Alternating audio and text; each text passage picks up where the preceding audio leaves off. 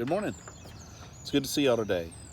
Today's supposed to be a beautiful day, and I hope that you're able to enjoy it. Highs in the mid to upper 70s, and the sun's supposed to shine a little bit and then be cloudy a little bit over the course of the day. I love trees. You can see these trees over the back of my shoulder here. I couldn't live out west. There's just not enough trees. I like when it gets leafed out and everything turns green. Today's proverb doesn't have anything to do with the weather, though, or the trees, and it is one, though, that's a good source of wisdom, and it's particularly important for Christians to listen to. There are some sins that are so obvious that you know you're sinning when you're doing them. I mean, I don't see how, and we talked a little bit about them when they're doing the Ten Commandments series on the Sunday morning. So we just talked about not murder or kill. It's pretty obvious when you're doing that. It's pretty obvious when you are intentionally lying to somebody, or you're trying to steal something from somebody, or committing adultery, or acting in a way that you know God would approve of. So for Christians, not that those things aren't temptations, because sometimes they are. Sometimes it's hard to avoid even the sins that you know will avert sins and are wrong.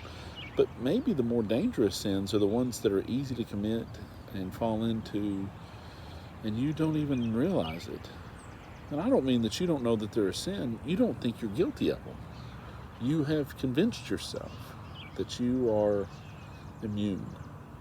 And today's proverb speaks to one of those. It's from Proverbs 21, verse 4. Haughty eyes and a proud heart, the unplowed field of the wicked, produce sin. The unplowed field of the wicked. That's an interesting phrase. Haughty eyes and a proud heart. We can be guilty of the sin of pride so easily and never even know it.